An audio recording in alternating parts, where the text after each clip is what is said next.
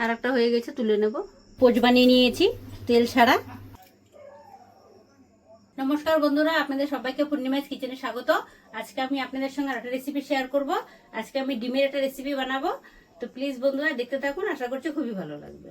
এখানে ডিম নিয়ে নিয়েছি, এখানে পেঁয়াজ কেটে নিয়েছি, টমেটো, কাঁচা লঙ্কা, রসুন। এখানে জল বসিয়ে দিয়েছি, জলটা ফুটে গেছে, জলের আঁচটা কমিয়ে দেব। ডিম নিয়েছি, ডিম জলের মধ্যে দিয়ে দেব।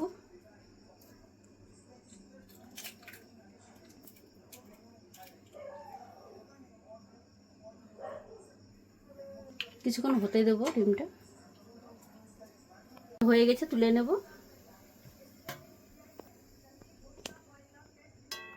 আর একটা দিয়ে দেবো।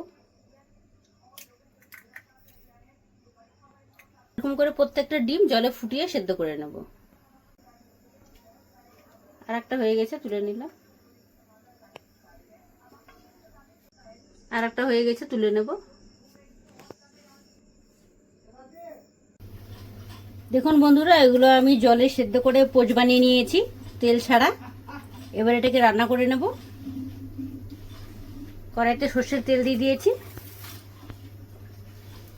দিয়ে দেবো তেজপাতা,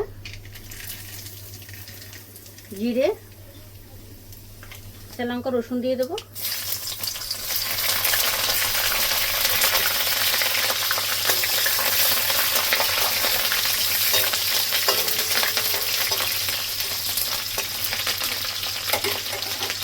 পেঁয়াজ, টমেটো দিয়ে দেবো।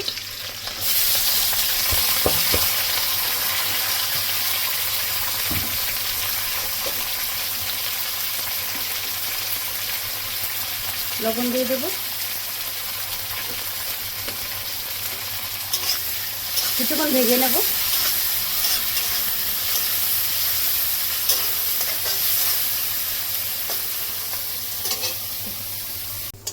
ভেজে নিয়েছি, এবার গুঁড়ো মশলা দিয়ে দেবো।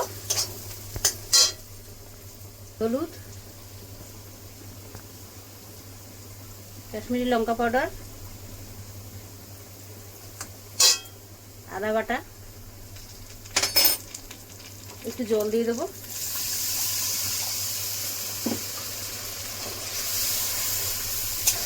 ওকে কিছুক্ষণ ভেজে নেব। মশলাটা কিছুক্ষণ হতে দেব। মশলাটা ভেজে নিয়েছি, তেল বেরিয়ে গেছে, জল দিয়ে দেব।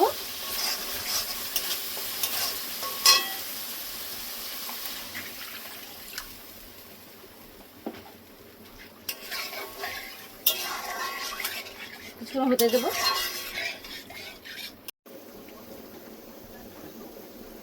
ঝোলটা ফুটে গেছে, ডিমগুলো দিয়ে দেবো।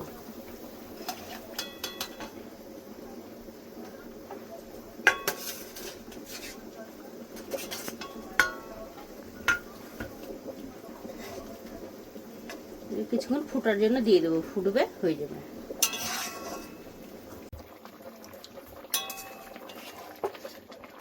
সবজিটা হয়ে গেছে, নামিয়ে নেব। নামানোর আগে ধনিয়া পাতা দিয়ে দিচ্ছি।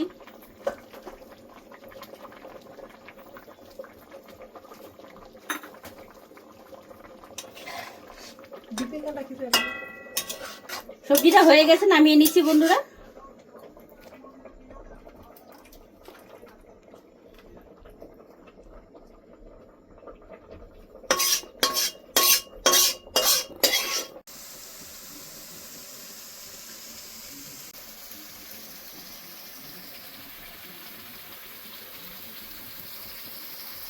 দেখলেন বন্ধুরা, আপনাদেরকে আমি সহজ পদ্ধতিতে একটা ডিমের রেসিপি বানিয়ে দেখালাম। আপনাদের যদি ভালো লেগে থাকে তাহলে নিত্য নতুন ভিডিও পেতে আমার পেজটি ফলো করে নেবেন। সবাই ভালো থাকবেন, সুস্থ থাকবেন, সাবধানে থাকবেন। দেখা হচ্ছে পরের ভিডিওতে। আর এরকমই ডিমের রেসিপি বানিয়ে খেতে থাকবেন।